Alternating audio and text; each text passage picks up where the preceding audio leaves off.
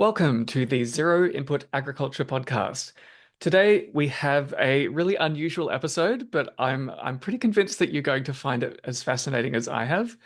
So today we have Nikomiko with us, Con Langer, and for most of my audience, that word won't mean anything to begin, but we will explain as we go. So I'll pass over to Nico to introduce yourself, and then we'll get into the main focus of today. Do you mind if I do like a quick I can do an intro in Viossa and then like in English?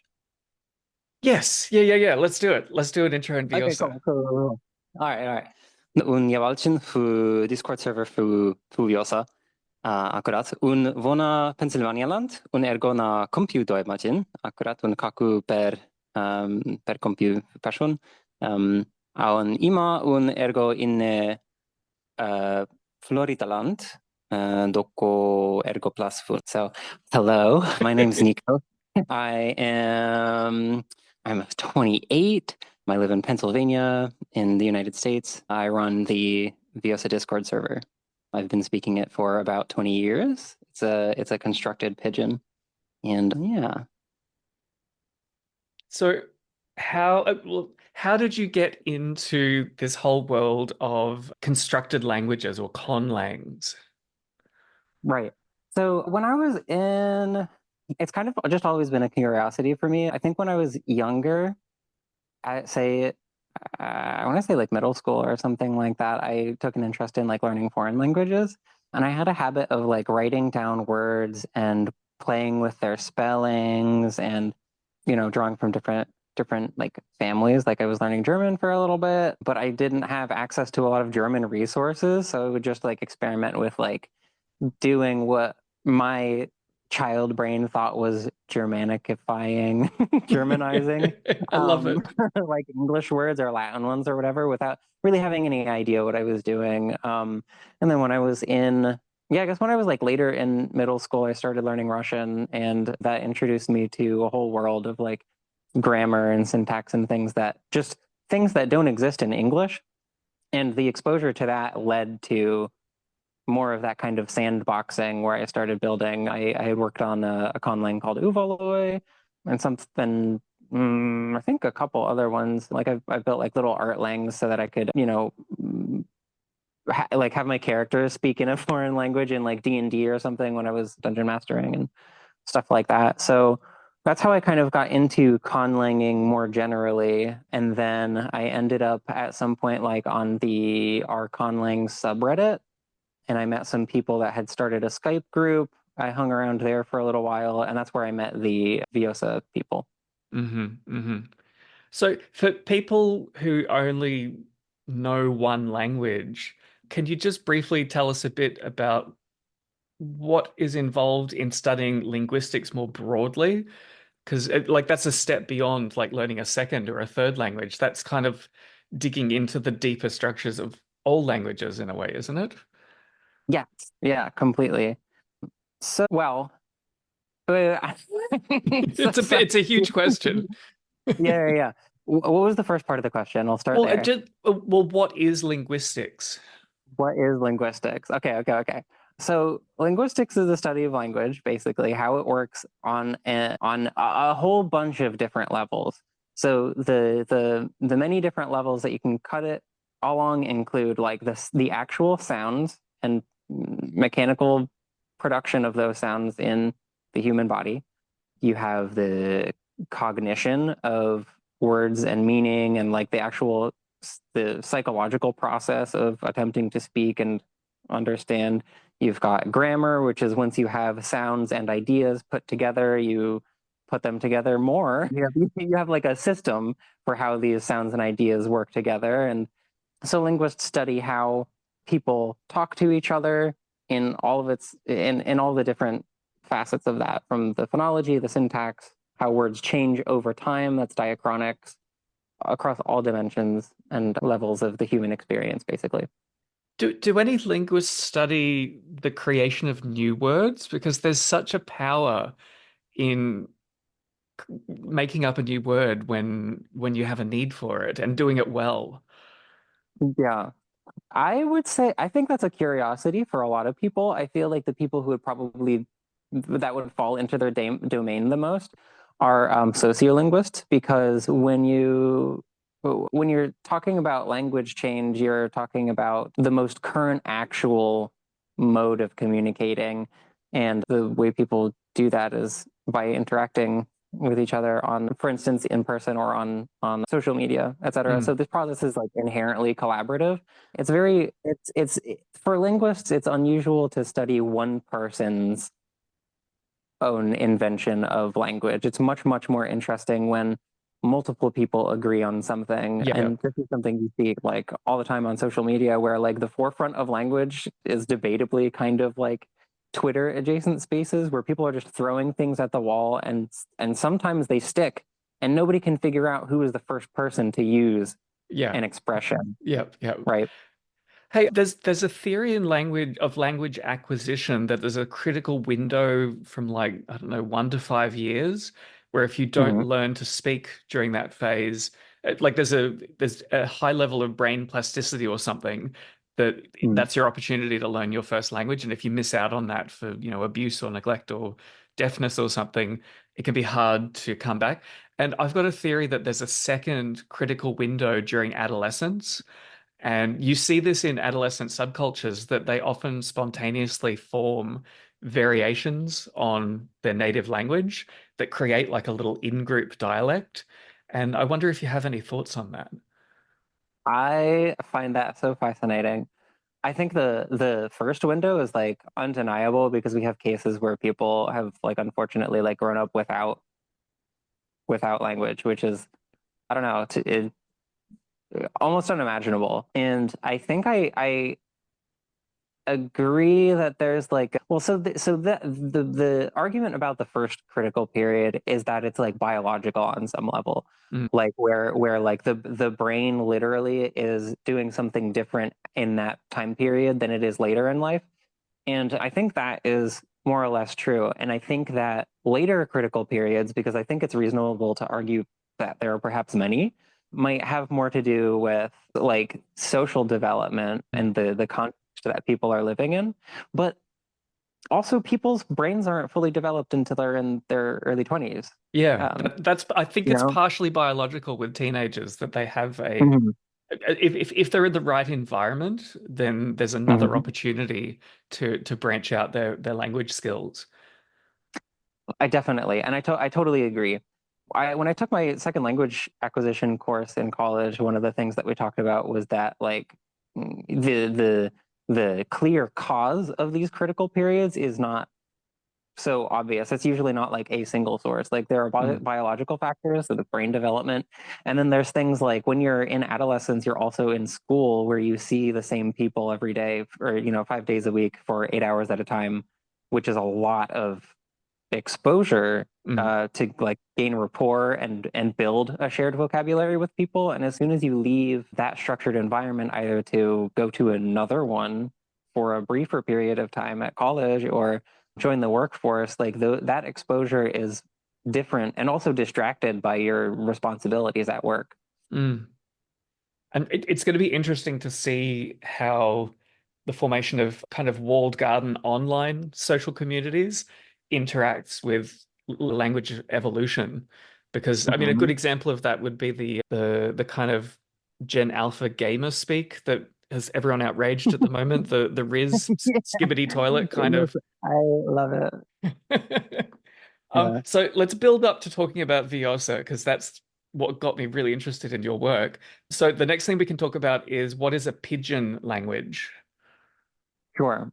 So a pidgin language is at its heart is a combined language. There are two important aspects. So first, it's a combined language, and usually it is partially improvised. These two things have lots of like consequences, but those are I think the two most important things is that it's a fused language of more than one language, and it's usually improvised on some level. Mm, So when the example that I like to use is say it's like the 1700s and you're a Russian sailor and you land in Norway, but you still have to say you still want to like trade and sell your fish because it takes a long time to get wherever. So you land in the port and your ship full of people meets like a bunch of people on the dock and they're talking to each other and they're pointing to objects and saying like fisk, in fisk, and the Russians are like, okay, может быть это fisk. Like they agree on right, they agree on words Mm, just by gesturing until enough people are doing this activity that it achieves some level of stability. So everybody more or less agrees that the word for fish is fisk, mm. regardless of which language the word is pulled from. There's some level of agreement. And then you achieve what's called creolization when multiple generations of people, like when it depends on who you ask, but a pidgin becomes a creole when somebody grows up speaking it natively. Yeah, And then it's yeah. no longer improvised, but it really is a reflection of a system. And I think there's a language in the southern US, or at least a dialect, that's difficult for native English speakers to fully pick up, that is a Creole that's descended from a pidgin. Right, like in New Orleans, Yes, yeah, yeah. Louisiana. Yeah. Yeah, Hmm. that's the one. And another good Yeah. example is in Papua New Guinea, that every little village speaks their own unique language, but there's a common simplified trade language that pretty much everyone can speak so that they can travel and get basic communication done. Right. So that's a kind of evolved compromise between two languages when they collide together. What is a Hmm. conlang? Well, so conlang is short for constructed language. So conlang is a very, very broad category. Most people have heard of Tolkien, like, Lord of the Rings, Tolkien's Elvish or Hmm. his Dwarvish or whatever, which are like fully fleshed out, structured languages. So some people create them for artistic purposes, which is more or less what his languages are, or like Navi in the Avatar movies. Or Klingon? Yes, exactly. Where they're meant to express a particular aesthetic. There are also experimental conlangs where people are really exploring grammar or syntax or some feature of human language by experimenting with it. And then there are international auxiliary languages like Esperanto, Hmm. which are designed to be like a more neutral vessel for people of different cultures to communicate with one another.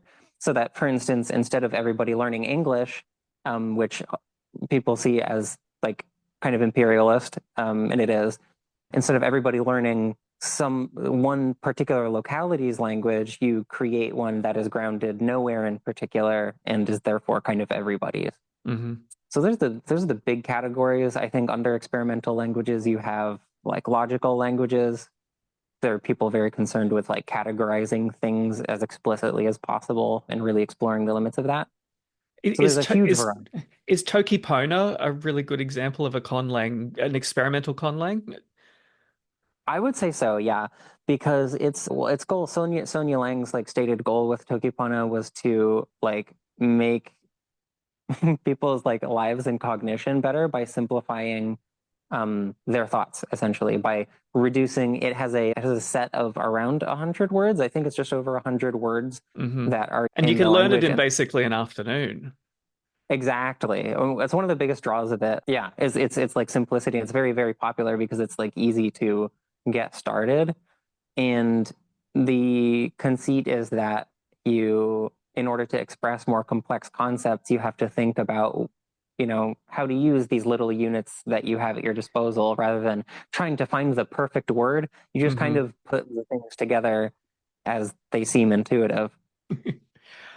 Now, I've spent some time living in Australia's capital city, which is a designed city. Like the whole thing Hmm. was drawn up on a blueprint and then kind of dropped on the landscape. And that's really different to when a city just grows organically from like humble beginnings. And I'm wondering Hmm. if there's a similar kind of impact with languages, if they evolve versus if they're just designed by one person sitting in a darkened room with nothing better to do. Right. Yeah, I think it's a totally different experience because a lot of people, for instance, come together around Esperanto, which was at its core, it was like one person's idea, and there was always like an early community around it. But the same thing with Sonia Lang's, where it was her idea and people have stuck to it like fairly closely. But so you could say that there's another category of conlangs that we're approaching, which is the naturalistic conlangs, Hmm. where the some element of it is mimics the formation or evolution of natural languages. So Viosa is, I think, the best. I mean, I don't know about the best. I don't know. It's the best example for me because I have so much experience with it. I can tell you how it relates to naturalism in languages. So Viosa is a constructed pigeon. It's a conlang pigeon that started on Skype, and I the conception of it was essentially that nobody is going to design anything about the language. Everybody got together in video calls and agreed that they wouldn't speak English with each other, and they would take timeouts occasionally to like pause and calm down if if they got frustrated or whatever. The experience of building a language that way is completely different because it's collaborative and unpredictable. Was it And fun? Was it fun like in those early incredibly. days? It's incredibly fun. Yeah. I was there for like I think I started in like the second week of its inception, so very, very, very early. And yeah, it was a blast. It was so, so, so difficult to learn the first couple of words, but once you like the first moment that something clicks is like an incredible feeling because you're used to translating when you're learning a second language, and when you instead your brain just like makes the leap for the first time, it feels incredible. Yeah, yeah. And I'm really interested in the idea that this kind of it's almost like a language game. It's a collaborative Hmm. language game. And I really wonder if something like role playing, like Dungeons and Dragons, could be done Hmm. in a context where the primary rule is that you're not allowed to use any pre-existing languages. And again, Hmm. getting back to Lord of the Rings and like this made-up Elvish language that kind of added to the aesthetic of this world, that could actually be the core of the game of developing a language together. I mean, imagine like the magic spells are the words, but you have to like I don't know. Hmm. I'm grasping at an idea here, but it feels like a possibility for culture building. Hmm. I agree, actually. I mean, I think that's a fabulous idea. I would love to do that with other conlangers. Like just I because I mentioned I used to DM. I've like thought of ways to integrate playing with language into the game. For instance, like if I have elves that speak a particular language, I could reward players for picking up on specific words that I'm using. Like if I'm Hmm. using a system, then other people can learn it. And then that is like first of all, very fun, but also you can reward it with like say in experience in game, or as the case may be, you can explore that idea with people. I think the major caveat with this is that conlanging is kind of an inherently isolating activity, just in this that it's hard to find it. You don't often come across people in your everyday life who are into it as a Yeah, hobby. yeah. And Language is like I normally a means to an Mhm. end, like it's a tool for achieving some other goal. Right. And yeah, the particular community that the Viossa and other like conlang projects drew together individuals with very specialized interest in language first, and then everything else as a side effect. Right. Yeah, Um, and I have had people like in my like close friends or whatever who like really took an interest in Viosa, and like I taught them for a while, but they weren't they weren't like the same kind of like obsessed and hungry for language that I am, and that a lot of other Viosajin are. Like a lot of people who are in the community really are stuck in it because like not in a bad way, but like embedded within it because they like live and breathe it every day, and not everybody does. Now, this brings me up to another potential like rising motivation for people to develop new communal languages.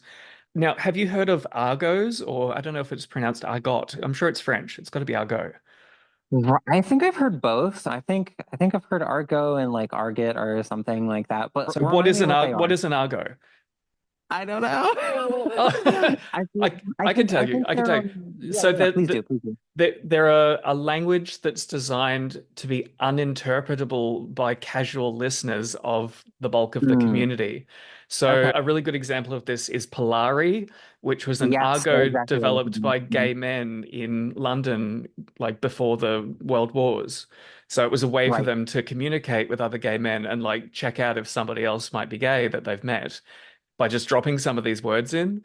And Mm-hmm. if they pick them up, then you're like, oh, now you can have a conversation in Polari and avoid being detected. Various criminal groups have developed them. I think there's a big prison somewhere in Central Europe that has its own Mm-hmm. language that only the prisoners speak. And I Mm-hmm. I'm curious if this is my kind of theory that in a world of growing surveillance and particularly automated surveillance, that the Mm. ability for a subgroup to create their own language on the fly could be a countermeasure to that, particularly if the group is so small and the languages are changing so rapidly that it's difficult Mm-hmm. for whatever surveillance systems to keep up. Mm-hmm. I find that idea so fascinating. I actually think about it all the time because, well, for a number of reasons. So I often wonder, like, if somebody were to come into, say, the Viossa server with absolutely zero information about, like translated information about what each word means, Mm, how much would they be able to interpret our communication? And I think there are a number of factors that play into that. So the intelligibility so some of the properties of Viosa are strongly influenced by people's first languages mm, because it's kind of how they think about and conceptualize languages by default. And a lot of people speak languages besides English as their first language, but a lot of people do speak English as well. So there are a lot of patterns within Viosa where if you are watching closely the division of semantic space or sometimes the way that people order words or certain assumptions about how language works in the first place are derived from somewhere familiar mm, and recognizable. mm. And so if your goal is to create an Argo that specifically is a countermeasure against surveillance, it's perhaps one of the first things you would need to discuss is like L1 transfer, like grammatical and syntactic and say phonological transfer from your first language. Like you need to like I think the first step would be creating an awareness of that, like the importance of that like second order thought when designing or evolving the language. I guess there'd be different models as well too. So one approach would Hmm. be to always be changing the foundation of the language, like so that the whole community can keep up with like small changes, Hmm. and that would potentially make it a moving target to crack. The other Right. thing would be to wait until it gets cracked and then completely rebuild a new language. It's like, okay, you've taken that language from us, we're going to start a new one. And it's such Hmm. an easy process for us to do. It's almost like flu viruses changing their antigens every Yeah. year. Hmm. Hmm. Yeah, I think that is so fun. The first approach where things are constantly changing reminds me of like a password of the day kind of vibe. Mm, The thing that strikes me about it is that you have some considerations with like how quickly information about what changes are going to happen when can yeah, travel. yeah, And if you know whether or not they're small enough units that people can spontaneously make the jump between one, say, version, the version from one day to the next, like you either want it to be so different as to be incomprehensible from one day to the next, or so intelligible that it can constantly be changing and be different in different places and at different times, but you want it to be so intelligible to the speakers that they can pick up on when it has changed without needing any further information because yeah. humans are great at doing that. Exactly. I also thought about Pig Latin as a kind of Hmm. argot. And Yeah. it's a language game, but it applies a consistent rule to a spoken language that if you do it fast enough, somebody who hasn't practiced that can't keep up, but any word can be Right. modified on the fly.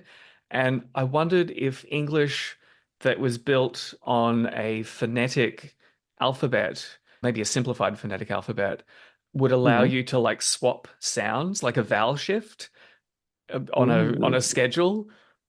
Yes, yes, yes, yes, yes. I find that really interesting. I think that is a yeah, that's exactly what I was thinking was like if your goal is to yeah, make it change from one day to the next in a predictable but not intelligible without further information kind of Mm. way. On a schedule makes a lot of sense. Vowel shifting on a schedule is such an interesting way to approach that, I think. Well, I would love to play Um, around with a consonant shift as well. mhm. Um, I think I think a consonant shift would probably be even more effective because in Viosa we have individual speakers who have different have had consonantal like drifting over time that makes them like notedly within the community difficult for other people to understand.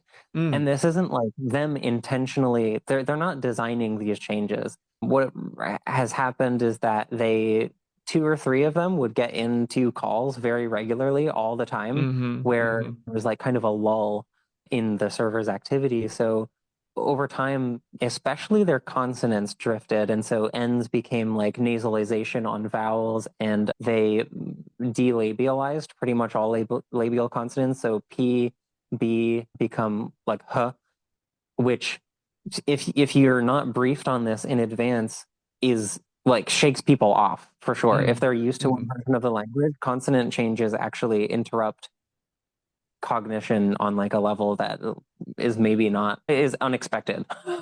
it's, it's like quite surprising. But if you have your ear into it, you can adjust. Kind of like I'm trying to think. Like if you go to somewhere with a really heavy Scottish accent, they're still Hmm. speaking English, but the way the sounds are applied to the language is so different that when you're just thrown into it from a more standard form of English, you can get completely lost. Right. But I totally you agree. don't have to relearn the language. You just have to relearn the sounds, and then Right. you crack the key. You crack the code. Hmm. Sorry. Yeah, yeah, yeah, yeah. And what is interesting about this is I think that in itself is a trained skill, like being the time it takes you to learn a new accent, for instance, because people love to do accents. They love to there are people who are really good at picking up on exactly how to speak like a Scottish person, even though they are not Scottish, or Australian, say. And that in itself, like the more that you do that, the quicker you become, and really the further the gap between you and people who don't do accents. Like people who like have never really tried or just never got good at it are usually like kind of amazed at like how well people can like imitate each other's accents. And so I And think it's an that if intuitive skill, isn't it? You're not sitting down and Mhm. like figuring out like the exact place of each vowel on the vowel sound graph, and Exactly. then rehearsing it. It's something you do intuitively by interacting with that form of the spoken language. Exactly. And I think taking this idea to the Argo level where you have the language changing on, on a schedule, if you have a community of speakers, like say, hundreds of them who are really, really good at adapting from one day to the next, that Hmm. system becomes even more secure because then you can make bigger leaps between days. And it's like just progressively as time goes on, people build that skill and then they build a community around that skill. Mm. It becomes even more impenetrable to outsiders, I believe. And again, it links back to it having an aesthetic. Like it- every selection of phonemes, the sounds, and how they're stitched together. I mean, think about the different aesthetics of like Scottish versus like New Zealand English. Hmm. They have a real sense of place and community to them. Hmm.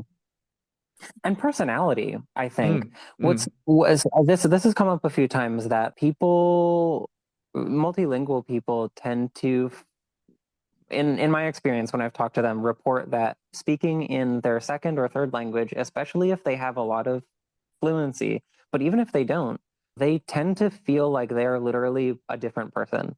Like they're hmm. performing a different personality, or they're experiencing the world differently, or their cognition is on some level different, which I think is such an interesting and beautiful idea. And in this in this like scenario where you have an argot changing from day to day, I wonder what it would be like to experience a totally different sense of place and person and personality and cognition from one day to the next because you're like changing your accent all the time or reorienting to different syntactic structures. Like there's all kinds of implications on like identity, which is really interesting. Well, that brings me up to a question I wanted to link back to. Mhm. We live in an ever more digitized and globalized world, but I wonder if you have any thoughts about the intersection between that technology and language and culture. Like what's your perspective on, the trends and the possibilities in this really strange world that we find ourselves in? Yes. So I have a couple. So I'll take like there are two categories of these like interaction technologies that I'm thinking of. There's like Twitter, social media, where everything is very scattershot, and one person's like 16 character tweet can make it out to millions of people within moments. And then there are very, very intimate settings like VR chat rooms where like you're as close to being in person with somebody as possible. You're limited in the number of people that are there and can be exposed to that information. So, like, what is really fascinating about the scattershot, like broadcast format, say Twitter, Blue Sky, etc., those kinds of platforms, is that often humor is the like carrier wave for new pieces of language, and people joke about this often, but they start using a word, say, an expression. Um, Ironically at first, and then it becomes like a serious part of the vocabulary. Hmm. And I think I don't. I think with the speed of communication naturally going up, the ability for one person to reach many like instantaneously, with that being accessible to people, I think it's like way more unpredictable what things are going to make it into everybody's everyday language than perhaps it was when everybody was getting their language from the same, say, television shows or radio channels, Do those things new like that. words that do manage to propagate die out fast as well? Often it seems that they do. I'm There are some that like really stick for a long period of time, and I'd be hard pressed to like be able to list them off the top of my head. But I think, and there's a number of factors that go into whether or not they survive for a long period of time. Like if they have a large emotional impact, for instance, like they're very funny or they describe something that a lot of people resonate with, or they just generally have utility that isn't filled by another word, that word will survive for longer. But more kind of vapid productions, like there talk to Hmm. anybody who studies like the history of memes. Like they die very quickly. They're like everywhere for a little bit, and then you just don't hear about them. And then years later, somebody will be like, "Oh, do you remember like troll face or whatever?" And Yeah, people will yeah. be like, "Oh my God." Here's a Um, provocative suggestion. People alive mhm. today who create new words have vastly more cultural impact than people who create like new novels. Yeah, yeah, yeah. Why? Well, a word is a tool and it's functional and it's reproducible and Uh-huh. you can pick it up if it does something for you that like if it meets a need, you can just use it straight away. Whereas a novel, like who's got time to read a novel anymore? This isn't the Right. 19th century. We're not sitting around in our parlor with like the whole winter to kill. Hmm. Hmm.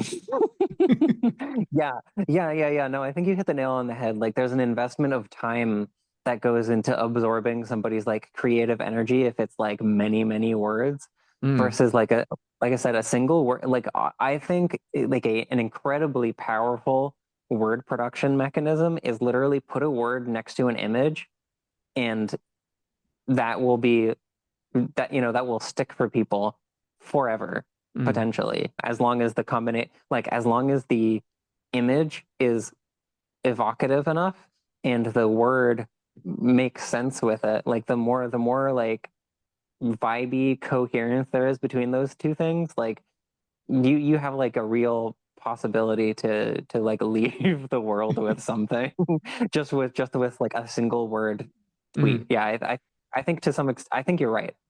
I think you're right.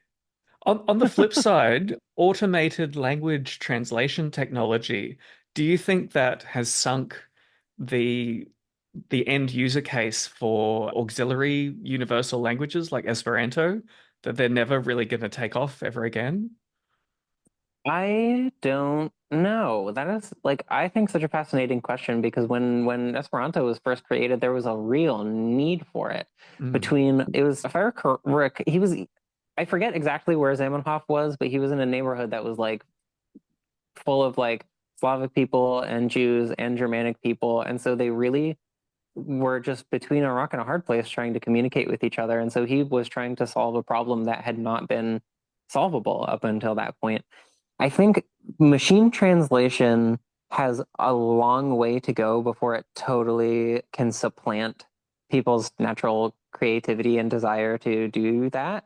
And you need Um, reliability. Like if you're negotiating a yeah. contract or a treaty or something, the language has to be absolutely it's not even just a matter of translation, it's a matter of understanding, which goes Hmm. beyond just the language. And I think it's like it's a parallel case to AI in a lot of other applications. If it's just, a jokey picture of a weird cat, who cares if it's got, one too many fingers? But if it's flying a Hmm. plane or driving a car, then that use of AI has to be, 99.99999% right. And Right. I think you've got a similar issue with language translation. For some situations, if it's just a postcard to grandma, you can afford to take a risk of that not translating perfectly. But there's That so many. feels like the worst thing to imperfectly translate with a bot too, is like postcard to grandma. But yeah, if it's an international peace treaty or something, and you're relying on Google Translate to make Hmm. sure everyone's on the same page, then the consequences of that could be really, really disastrous. Really disastrous. Yeah. Yeah, I think that there's a number of factors too that but it's not just like the performance the performance of the software and its like consistency and its like perfection or whatever, but it's also its ability to process feedback immediately. Like Hmm. a translator, like a physical human translator can respond to changes in body language as it happens across a room and like correct misunderstandings that a machine won't be aware of until it can also do that kind of thing. And I think that people are probably more skeptical of machines adjusting to their discomfort than they are of a person who is like suddenly apologetic and Yeah. like I'm like I didn't mean to offend you or whatever, And So you're right, spoken language has so much more communication to it than just the words. So mhm, does that make and also spoken communication using digital infrastructure is now so important. Like we're chatting from the opposite sides of the world casually, and I yeah. almost I almost wonder if there's an opportunity for a universal auxiliary language like Tokipona to evolve Hmm. under that scenario that anyone on the planet you can have a basic conversation with using a very simplified language that's tailored, designed from the very foundations that anyone can get their mouth around it. Because I mean, that's a big barrier too. The growing up, being able to produce certain sounds and even hear certain sounds in different languages can be a real barrier to learning a different language later in life. Yeah. And I think actually, now that you point out Toki Pona, that's actually a great example of a language whose I think purpose has kind of morphed over time. Like it was initially like it was like a cognitive psycholinguistic experimental language, I Mm. think. And then like over time, it's become so popular that I would not doubt that it could function as an international auxiliary language, even though it has like clear limitations. I think the ability for a couple of people to sit in a room together and enjoy lunch together while talking in Tokipona, I think that is very, very possible. Um, I Do think you think that we need a big competition for this purpose to like use Tokipona as an inspiration? But now that it's been used so much for so long that we've got an idea about what could be done better, that there could be a competition to come up with a next generation kind of equivalent that is designed to function as a universal, simple language.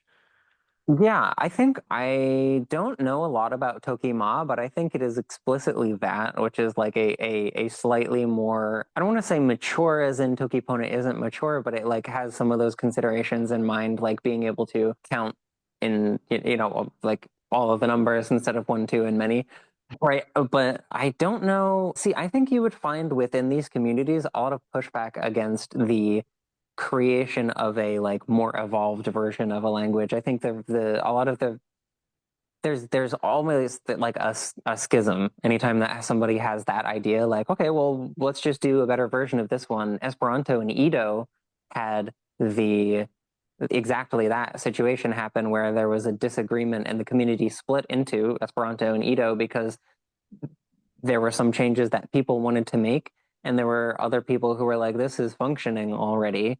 All you're going to do is, divide the community or alienate people who have already latched onto it, etc." And so, like, sometimes it feels better almost to start completely from the ground up rather than to like try and push a Yeah, project yeah, right in that new direction, like because you have the potential just to divide the existing community that can be like exactly. very damaging.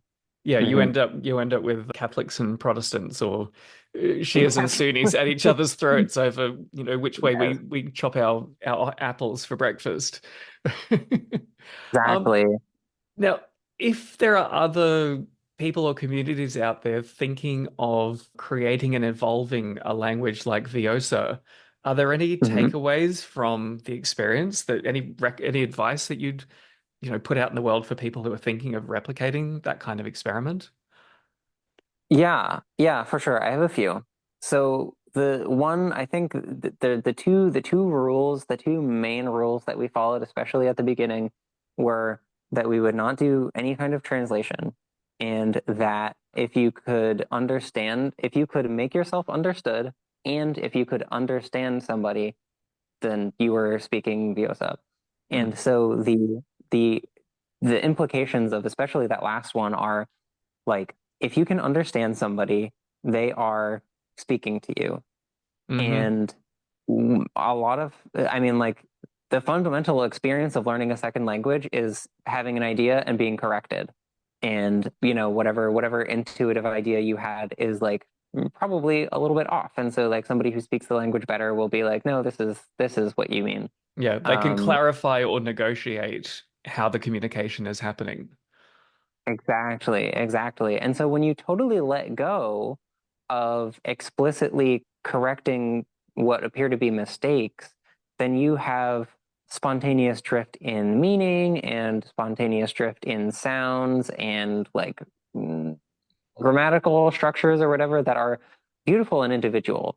You know what I mean? Like when the community allows other people, like when everybody in a community allows other people to speak differently than they do, kind of like magical things happen. Like it's a very, very unique situation that you find yourself in because it also encourages you to listen more closely to other people. If it takes some effort to understand another person's expression because it's different from your expression, you're just generally more thoughtful towards that person, which has positive effects. And when your assumption about somebody's speech being different is no longer that it is wrong, there's just like a weight kind of lifted off of the relationship to a certain extent. And that's something that we're sort of like struggling with a little bit now within the Viosa community that, I mentioned earlier that there was somebody whose speech has like diverged significantly from everybody else's, or, a small group of people whose speech have diverged in roughly the same direction. That has an alienating effect that we're kind of like dealing with at the moment. Like, it can be like really hurtful to be singled out and like, for somebody to point out like, haha, you talk different from everybody. Isn't that weird? And on the other hand, we have situations where new people have been new, like thousands of new people have come in and say, even if like it's dozens of them that are currently learning, there are a lot of them that have agreed on some things that are decidedly different than Hmm. the language as it's been spoken for 10 years. And so there's a debate within the community about like, well, we can certainly understand them, but are they speaking Viosa? Because it has had so much momentum, and we have this ethic about like listening to the existing speakers, and Did there's all Viosa kinds of things start that go out as into it. purely spoken? Like it took some time before details were written down. And do you have any broader thoughts about spoken versus written languages? Like how does that very simple difference in technology change how people interact with language? It's a simple difference, but it's huge. So I think we did start out kind of writing things in the Discord and in Skype at the time, Skype chats, but the majority of the formation of the language was done through video calls. And the reason that this was possible was because at the time Skype had just released like video calling for free for everybody, and so we could get into groups and actually do this. And it was like we were kind of right we were in exactly the right place at the right time to do that. And I think it was very important for us to do that. So I Mm, remember there kind of being an ethic that like if we were going to make Viosa, we would kind of prioritize video calling for it. And if we were going to teach and learn Viosa, we were going to prioritize video calling. So it's intuitively a very, very different experience because you're having to do some interpretation when somebody's talking and you're listening, but you have no written reference. Your brain is doing a lot of different work than it is when it's like recognizing symbols that it already hmm. knows. Yeah, yeah. Mhm.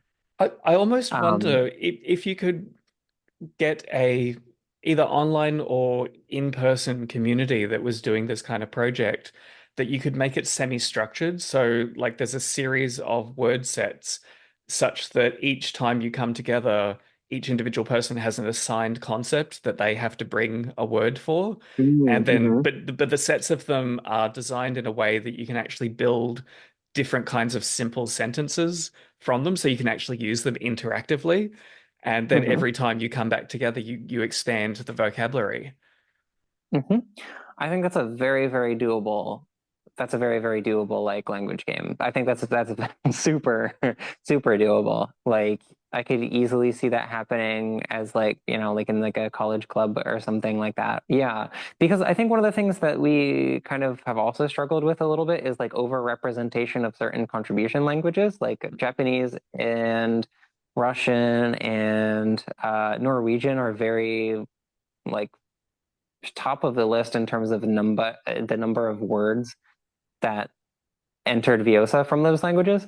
Mm, And that wasn't like I don't think it's necessarily a problem. It's just that there are also like many other small and perhaps dying languages that we would love to be able to use words from. So our Japanese speaker Sal switched to contributing from Ainu for a little bit, which is an indigenous Japanese language. And I think a couple of other people have like considered have like contributed like Native American words, but do you think I there's an forget. advantage in allowing people to create new words completely from scratch just based on their own, intuition and feeling? If that was distributed amongst the group, it would create a sense of buy-in. It's like Mhm. I've gifted this to everybody, but it's still my baby. So the word for red, for example, that will always be something close to me. So it kind of connects Yeah. you more deeply to that particular community. Hmm. And what is interesting about that is that it kind of implies stability over time, that that word will always be that word. Hmm. I, I first of all, I love the idea of coining words from intuition, like a priori with no grounding in an existing language. I think it kind of in its, you know, on its own deals with that overrepresentation or kind of like air quotes imperialism of like one language having a bit more dominance within the community. Hmm. So I love that. And the idea of contributing a word and having it stay the same over time is something that we've run into as well because people do get attached to the words they coin or the words that other people coin. We have a situation and we have a situation in Viosa where one of the Irish words that was contributed at the very beginning was like was hain, which means one. And over time, this kind of merged with ein and German ein. So now when people read EIN, they think, oh, ein, it's the German word. And the Irish identity that was originally there is kind of lost to time just because of the interpretation.